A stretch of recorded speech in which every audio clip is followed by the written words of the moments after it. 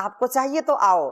हमको वो मिलता है जिसके लिए अडानी अंबानी भी तरसते हैं। ऐसा आत्मगौरव, आत्मसंतोष और प्रसन्नता हमको मिलती है, जो कहीं किसी पैसे से मिलने वाली नहीं है, किसी संसाधन से मिलने वाली नहीं है। दुनिया के अरब खरब पति लोग भी उसको तरसते हैं। इसलिए हमको गौरव होना चाहिए कि हम इस राष्ट्र को अच्छा बनाने के लिए कार्य कर रहे हैं। दुनिया में सब लोग चाहते हैं कि हम भी कुछ बने, लेकिन उसके लिए तैयार नहीं होते। जो तैयार होगा वो पाएगा। अच्छा देखो क्या है, सब कुछ लोग समझते हैं कि हमारी बुद्धि से दुनिया चले, उनसे इतने तर्क करेंगे, वो अपने लिए तो बहुत दुहाई देंगे, ये नहीं है वो नहीं है, लेकिन दुनिया का एक भी व्यक्ति ऐसा आप नहीं पाएंगे कि जो ये कहे कि मेरे पास, वो तो बोलेगा धन कम है, संसाधन कम है, समय कम है, सब बोलेगा, लेकिन कोई एक व्यक्ति नहीं बोलेगा मेरे पास बुद्धि कम है। कोई है क्या? कोई संसार में ये नहीं कहता कि मेरी बुद्धि कम है तो बुद्धिमानों की बुद्धि से मैं चलूं। वो भी कहता है कि मोदी जी आए मेरे पास, थोड़ी सी मैं उनको बुद्धि दूं कि राष्ट्र कैसे चलाना है। ऐसा करते हैं, ऐसा विचार करते हैं। तो ऐसे लोगों से दुनिया नहीं चलती है। दुनिया चलती है त्याग तपस्या से, दुनिया चलती है समर्पण से। इसलिए प्रभु का गुणगान करना, भजन करना, यजन करना और अपने जीवन को सुंदर सफल बनाने के लिए निरहंकार भाव में जीना। नो ईगो, नो इग्नोरेंस, ये दो चीजें बड़ी खतरनाक हैं। अहंकार और दूसरों का तिरस्कार। अहंकार और तिरस्कार, इससे घर परिवार भी टूट जाते हैं, समाज भी टूट जाता है और व्यक्ति भी टूट जाता है। इसलिए जो दो चीजें हैं इनको सदा स्मरण रखना, नो ईगो, नो इग्नोरेंस। अपने शास्त्रों का, वेदों के, उपनिषदों का, जो गुरुओं का जो आदेश उपदेश संदेश है, जो बड़ों का आदेश उपदेश संदेश है, उसका कभी तिरस्कार नहीं करना। और अपने जीवन में कुछ भी हमने पा लिया उसका कभी अहंकार नहीं करना। लोग समझते मेरे जैसा कोई नहीं है, मैं सबसे ज्यादा बुद्धिमान हूँ, सबसे ज्यादा बलवान हूँ, ऐसा कभी विचार नहीं करना चाहिए। इसलिए प्रभु को सौंप करके जो कुछ भी आज हम हैं वो किसका दिया हुआ है? ईश्वर का दिया हुआ है, गुरु का दिया हुआ है। तो मेरे में कुछ है ही नहीं। जो शरीर भी किसका दिया हुआ है? माता पिता का दिया हुआ है, परमात्मा की कृपा से मिला है। तो फिर अहंकार किस बात का होना चाहिए? कभी भी अहंकार नहीं करना चाहिए। और वो प्रभु का सदा ही संबल लेकर के, ओंकार का संबल लेकर के प्रभु की कृपा से अपने जीवन को जीना, वही हमारी नैया है, वही खिवैया है। तुम ही मेरी नैया, किनारा तुम ही हो, तुम ही मेरी नैया, किनारा तुम ही हो, मेरी जिंदगी का सहारा तुम ही हो। तुम ही मेरी नैया, किनारा तुम ही हो, तुम ही मेरी नैया, किनारा तुम ही हो, मेरी जिंदगी का सहारा तुम ही हो, मेरी जिंदगी का सहारा तुम ही हो।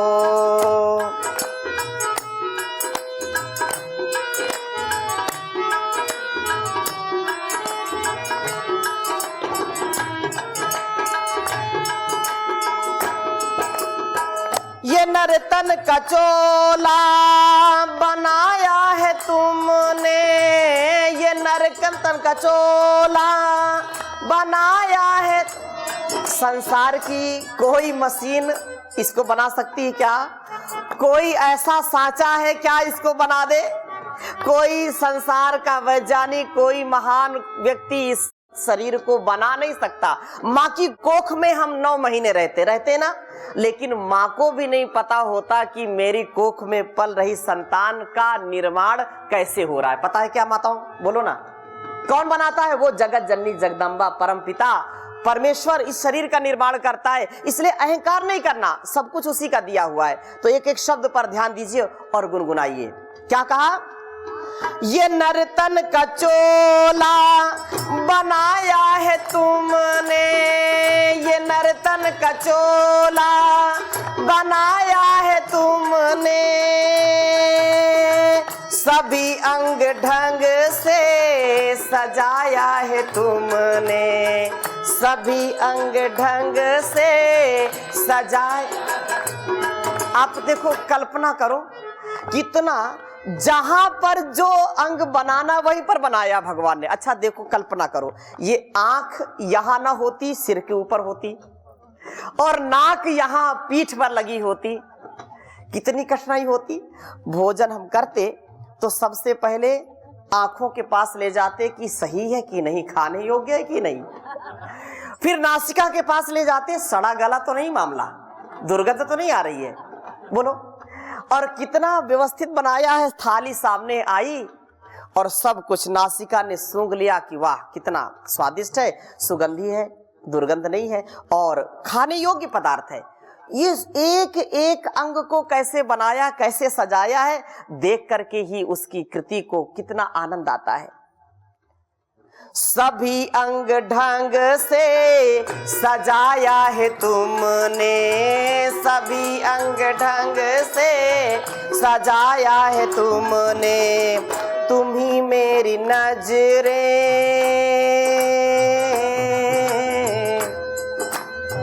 तुम्ही मेरी नजरें, नजारा तुम्ही हो, तुम्ही मेरी नजरें, नजारा तुम्ही हो, मेरी जिंदगी का सहारा तुम्ही हो, मेरी जिंदगी का सहारा तुम्ही हो।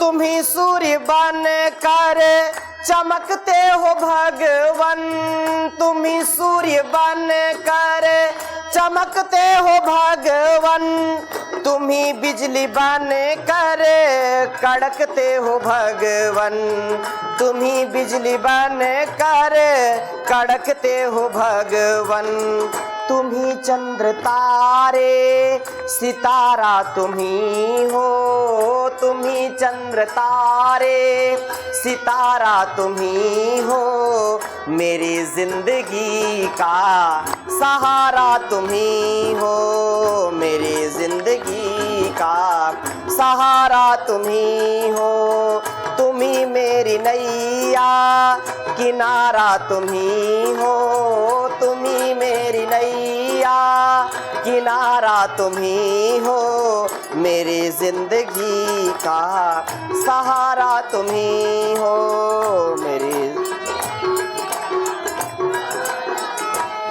तुम्ही मेरी नैया किनारा तुम्ही हो, तुम्ही मेरी नैया किनारा तुम्ही हो, मेरी जिंदगी का सहारा तुम्ही हो, मेरी जिंदगी का सहारा तुम्ही हो। बोलिए सच्चिदानंद भगवान की, बोलिए सद्गुरु भगवान की। तो अपने जीवन का जो सहारा है, सबसे बड़ा सहारा है प्रभु का सहारा, गुरु का सहारा। और उनके सहारे जो रहता है वो कभी बेसहारा, वो दूसरों का सहारा बन जाता है, नहीं तो वो बेचारा बन जाता है। और बेचारा मतलब कोई चारा ही नहीं है, कोई उपाय ही नहीं उसको सूझता है। इसलिए अपने जीवन को प्रभु की भक्ति में और योग की शक्ति में लगाइए। जो योग करेगा कराएगा, उसमें भक्ति भी जागृत होगी, उसमें शक्ति भी आएगी। और भक्ति और शक्ति जब मिलेगी तो रोगों से, शरीर के और मन के रोगों से मुक्ति मिलेगी, संसार के रोगों से मुक्ति मिलेगी।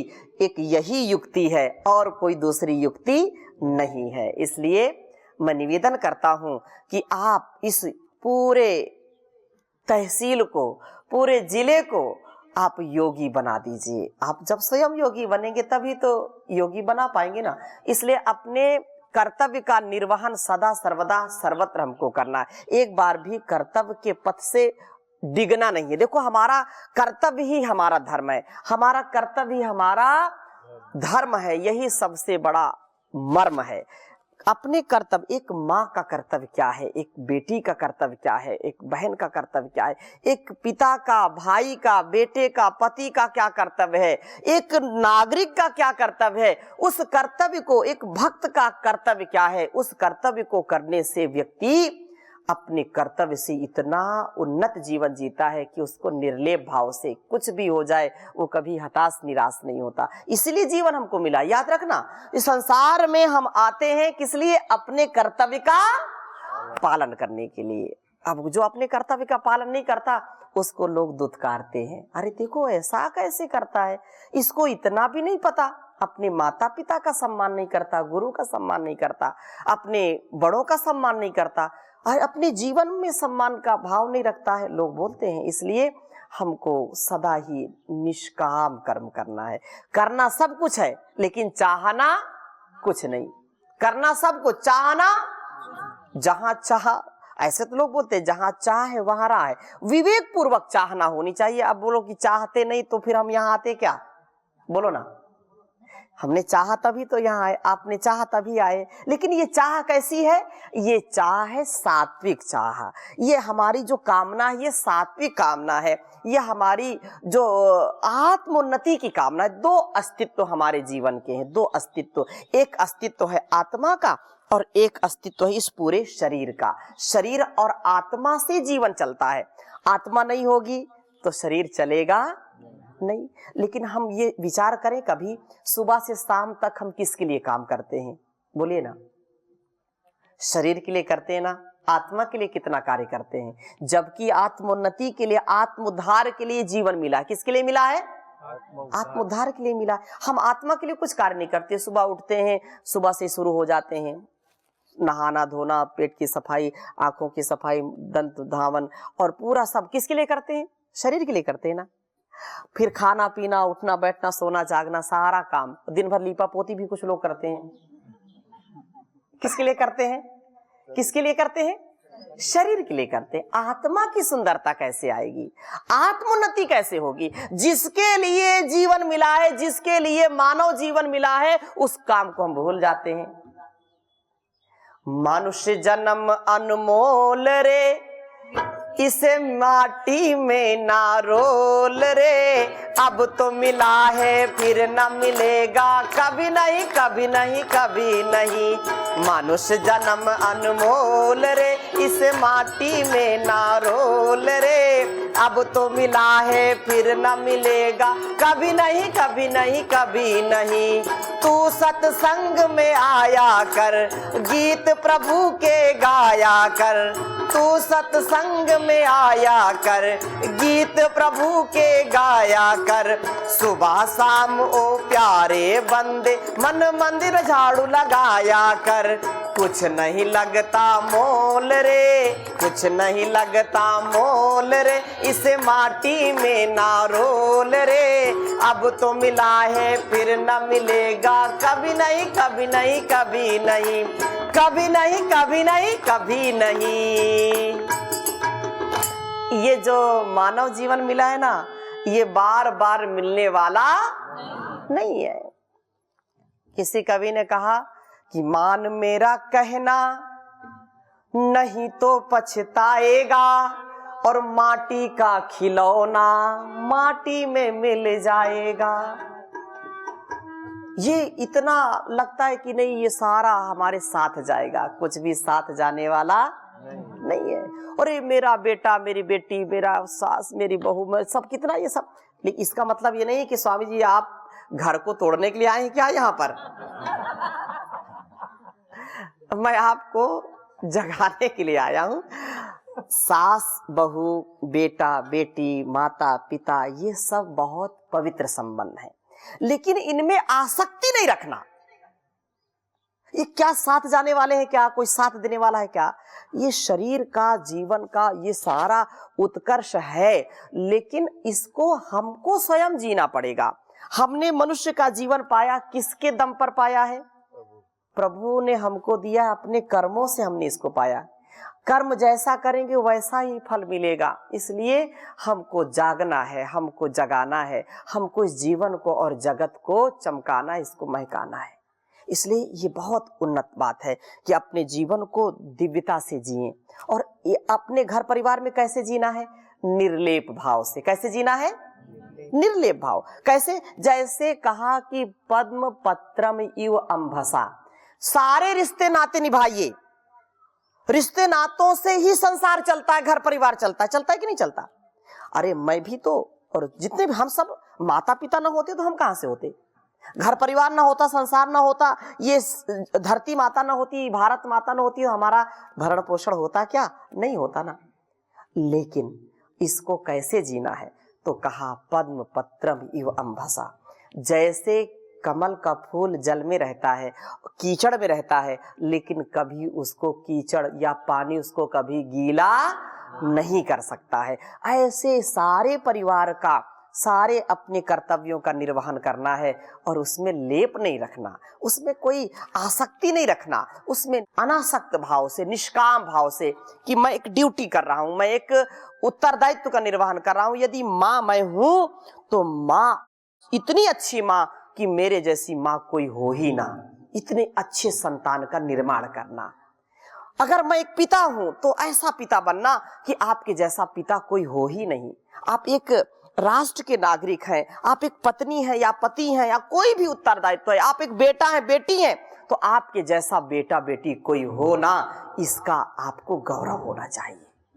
ऐसा जीवन जीना और उसमें कुछ भी चाहना नहीं, प्रभु की भक्ति करना और अपने कर्तव्य का निर्वहन करना, सब कुछ। ऐसा नहीं कि कोई कपड़े रंगा ले या जो है घर छोड़ दे तभी वो अपने आत्मोन्नति का कुछ कर सकता है, ऐसा नहीं। आत्मोन्नति तो तस्य वाचकः प्रणवः तज्जपस् तदर्थ भावनम। दो तत्व याद रखना, अगर दो तत्व हमने संभाल लिया तो जीवन का उत्कर्ष हो जाएगा। एक तो सेवा और दूसरी साधना। क्या बताया?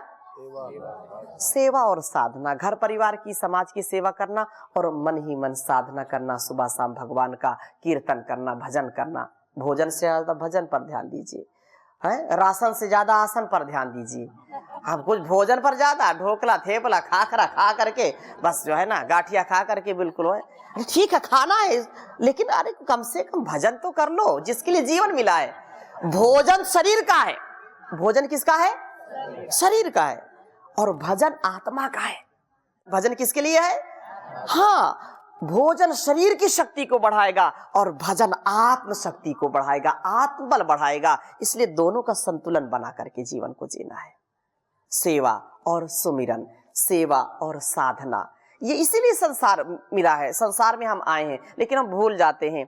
और साधना में, साधन तो बड़ा कठिन है, लेकिन हम सदा अवेयरनेस में रहें, सदा जागरूक रहें, सजग सावधान रहें।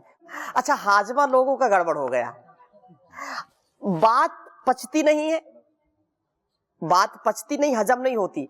इधर की बात उधर, उधर की बात इधर, चारों तरफ, और सहनशीलता नहीं होती। बात को हजम करने का भी सामर्थ्य हमारा होना चाहिए। खाना भी हजम हो जाए और बात भी। इसका मतलब ये नहीं कि खाना हजम और बात हजम का मतलब ऐसा नहीं, इस कान से सुना इस कान से निकाल दिया। जो अच्छा ज्ञान है उसको हम अपने जीवन में उतार लें, उसको अपने जीवन का हिस्सा बना लें, ठीक है ना, तब जीवन का उत्कर्ष होगा। इसलिए ये बहुत बड़ी बात है कि सदा ही अपने कर्तव्य का पालन करना। मैं चर्चा कर रहा था कि जैसे पद्म पत्रमिव अंभसा, जैसे कमल का फूल खिलता है, कभी भी वो पानी में लिप्त नहीं होता, पानी उसको गीला नहीं कर सकता। इसलिए संसार में ऐसे जीना कि संसार की आसक्ति, संसार का आकर्षण हमको कभी भी आकर्षित ना कर पाए। दूसरी बात, ये मैंने कहा साधना करना। क्या करना है? तो सुबह शाम थोड़ा समय तो निकालो ना। इसलिए पहले ही भजन में मैंने गाया, रोज थोड़ा थोड़ा हरि का भजन करो, यजन करो, प्रवचन करो। थोड़ा थोड़ा भी करेंगे ना, जैसे एक एक रुपए कोई जोड़ता है तो एक दिन बहुत पैसे हो जाते होते कि नहीं, तो ऐसे रोज थोड़ा थोड़ा भी भजन करेंगे तो जीवन का उद्धार हो जाएगा, आत्मोन्नति हो जाएगी, आत्म संतुष्टि रहेगी। संसार में सबसे बड़ा है, इसलिए साधना के पथ में कठिनता बहुत है, लेकिन जो चलता है उसके लिए कहा जहां चाहे वहां राह, ध्येय पथ पर, श्रेय पथ पर चलना। साधना की राह पर चलना कठिन, साधना की राह पर चलना कठिन। रोकेंगे साधक तुझे लाखों विघन, रोकेंगे साधक तुझे लाखों विघन। साधना की राह पर चलना कठिन, साधना की राह पर चलना कठिन। साधना की राह पे रुकना छोड़ दे, साधना की राह पे रुकना छोड़ दे। जो तुझे रोके वो बंधन तोड़ दे, जो तुझे रोके वो बंधन तोड़ दे। टूटे ना विश्वास छूटे ना लगन, टूटे ना विश्वास छूटे ना लगन। रोकेंगे साधक तुझे लाखों विघन, रोकेंगे साधक तुझे लाखों विघन। साधना की राह पर चलना कठिन, साधना की राह पर चलना कठिन। तो ये रास्ता तो कठिन है, लेकिन याद रखना ये फूल कहाँ खिलते हैं? जहां पर कांटे हैं। कहाँ खिलते हैं फूल? कांटे हैं। कीचड़ में कमल खिलता है ना, कमल कहाँ खिलता है? कीचड़ में। और ये गुलाब जो सबसे अच्छा लोग मानते हैं कहाँ खिलता है? कांटों के बीच में। तो आपको अपने साधना को जारी रखने के लिए संकटों का सामना करना पड़ेगा, आपको मुसीबतों का सामना और अनेक विघ्न बाधाओं का सामना करना पड़ेगा। लेकिन जब आप गुरु के प्रति निष्काम भाव से उसको समर्पित हो जाते हैं, गुरु को, ईश्वर को, आप सदा ही अपने आव भाव से, अपने चाव से उसको अपने हृदय में बसा लेते हैं, तो याद रखना वो बड़ी से बड़ी चट्टान मुसीबत की वो संकट भी कट जाता है, संकट के बादल छट जाते हैं और आप योगी बन जाते हैं, आप निरोगी, उपयोगी और उद्योगी बन जाते हैं, सहयोगी बन जाते हैं। इसलिए इसको जरूर करना है और कभी भी कभी हार नहीं मानना। मन के जीते जीत है, मन के हारे हार। तो हार नहीं मानना, जो हार मान करके बैठ जाता है वो कभी आगे नहीं बढ़ पाता। याद रखना, कितनी भी समस्याएं आए, कितनी भी मुसीबत आए, कितना विकट संकट आ जाए, दुख आता है जाने के लिए, दुख आता है जाने के लिए, संकट आता है कटने के लिए। संकट और नष्ट होता है कष्ट, कष्ट क्या होता है? नष्ट होता है। इसलिए आप पूरे आनंद के साथ जीवन को जीना। और क्या कहा कि आए संकट घने, आए संकट घने, चाहे शत्रु बने सब जमाना। आए संकट घने, चाहे शत्रु बने सब जमाना। उस प्रभु को कभी ना भुलाना, उस गुरु को कभी ना भुलाना। आए संकट घने, चाहे शत्रु बने सब जमाना। उस प्रभु को कभी ना भुलाना, उस गुरु को कभी ना भुलाना। उसको भूले तभी कष्ट आवे, उसको भूले तभी कष्ट आवे। रोग शोका के संताप सतावे, रोग शोका के संताप सतावे। बिन दया दृष्टि के, बिन दया दृष्टि के इस सकल सृष्टि में ना ठिकाना। बिन दया दृष्टि के इस सकल सृष्टि में ना ठिकाना। उस प्रभु को कभी ना भुलाना, उस प्रभु प्रभु को कभी ना भुलाना। आए संकट घने चाहे शत्रु बने सब जमाना, उस प्रभु को कभी ना भुलाना, उस गुरु को कभी ना भुलाना।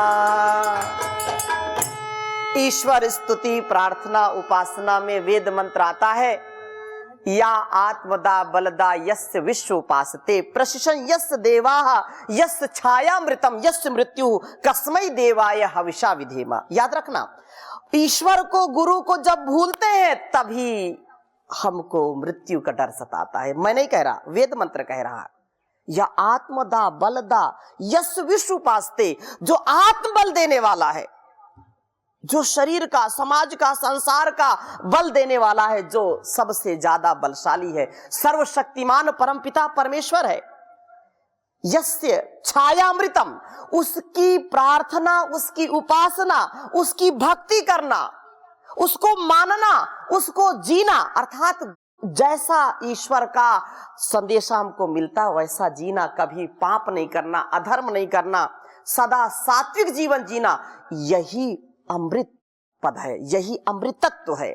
उसकी कृपा दृष्टि हमारे ऊपर होती है, वही छाया हमारे ऊपर करता है। उसको मानना, उसको पहले जानना, मानना और उसको जीना ही अमृतत्व है। और उसको भूल जाना, उसके ओर ध्यान नहीं रखना।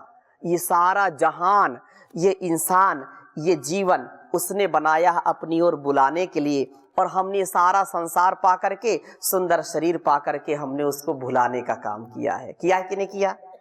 इसको बनाया है बुलाने के लिए, संसार बनाया है अपनी ओर बुलाने के लिए, और हमने भुलाने का काम किया है।